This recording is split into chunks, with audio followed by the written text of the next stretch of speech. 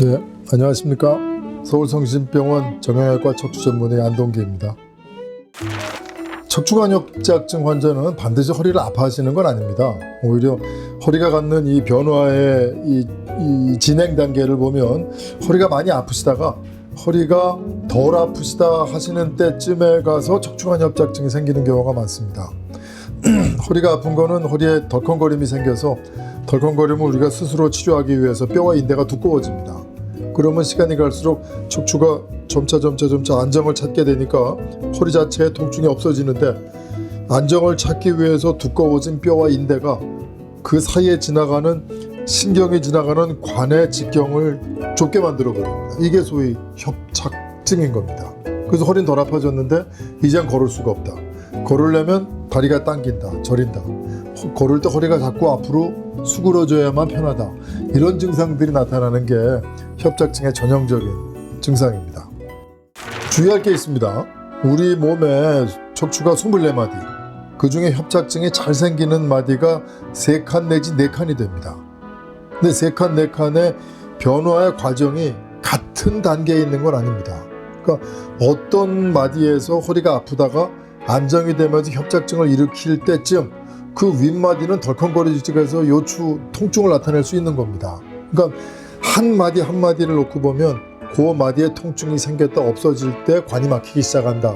이런 병리적 설명이 가능하지만 여러 마디의 척추를 종합적으로 볼 때는 이 허리가 아프다가 안 아파지면서 다리가 아프다, 이런 전형적인 코스보단 허리가 아프면서 계속 아프다가 요번엔 다리도 당긴다, 이게 훨씬 흔합니다. 다른 마디에 또 변화가 일어나니까. 그래서 허리가 안 아파지면서 다리가 아픈 걸 척추관 협착증의 전형적 병리의 진행으로 판단하는 것은 위험합니다.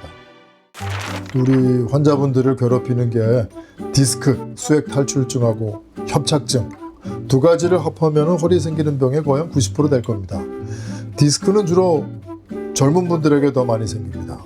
연세가 드시면 디스크 자체가 탄력이 없어지고 디스크에 물이 빠져서 푸석푸석해지고 딱딱해지기 때문에 잘 터지지 않는 상황으로 됩니다. 대신에 뒤쪽에 있는 관절의 구조가 이 무릎 관절염 생기는 것처럼 척추에도 관절염이 생깁니다. 관절염이 생겨서 자꾸 두꺼워지니까 협착증의 찬스가 더 많아지게 되는 겁니다. 나이만으로 따지면 젊은 사람에게서 디스크, 연세가 높으신 어르신들에게서 협착증, 이렇게 나눌 수 있고, 이 생활 습관으로만 따지면 그 노동을 많이 하시는 분들에게는 협착증의 가능성이 높고, 줄곧 앉아서만 일하시는 화이트 칼라 학생들에게는 디스크의 위험이 더 높습니다. 수액 탈출증, 디스크라는 거는 자연 치유력이 상당히 강한 병입니다. 그러니까 자연 치유력이 강한 병은 그 자연 경과를 관찰하는 게 첫 번째 단계입니다. 감기, 한국 사람 감기 강하지 않습니까? 2주 지나면 콧물 나고 기침하다가 다 낫는 거 알고 있어요. 그러니까는 감기 걸려서 내 증상이 당장 급해도 그렇게 당황하는 분들 별로 없습니다. 디스크는 자연 치유력이 좋으니까 초기 통증이 심해도 우선은 통증 조절을 하면서 기다려 봐야 됩니다. 그러면 어느 순간서부터 급격하게 안 아파지기 시작합니다. 대개 그 터닝 포인트가 2주 내외.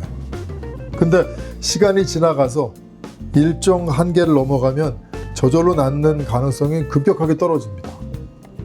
그게 6주. 그러니까 6주가 넘어갔는데 난 여전히 아프다.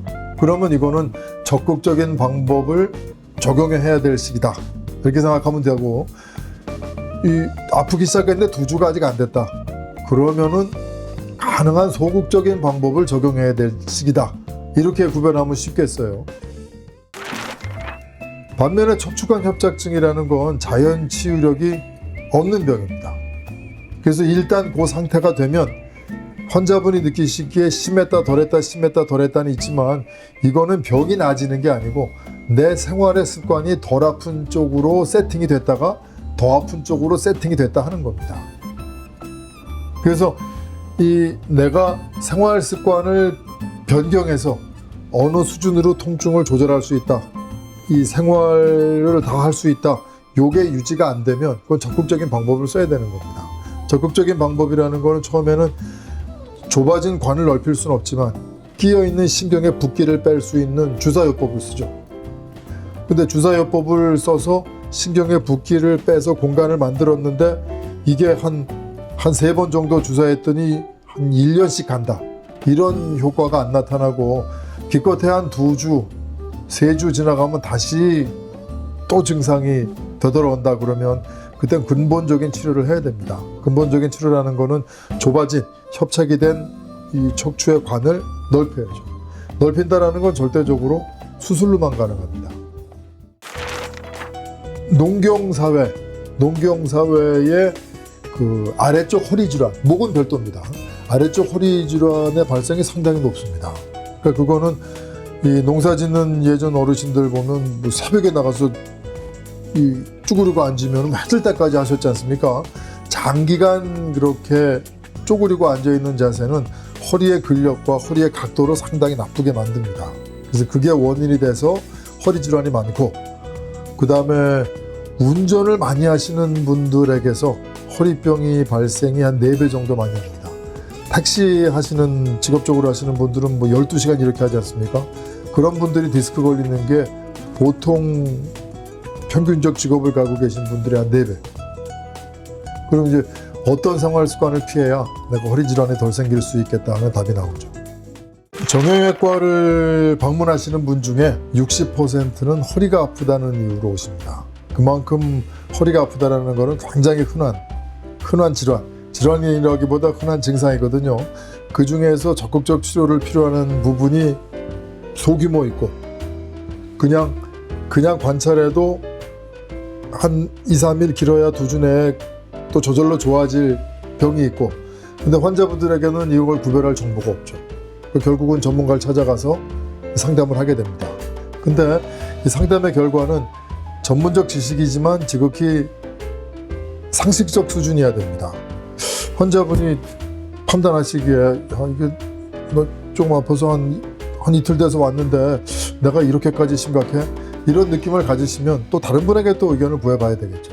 그래서 두세 분의 전문가가 공통적인 의견을 주시면 그때는 치료를 지체하지 않아야 되겠죠.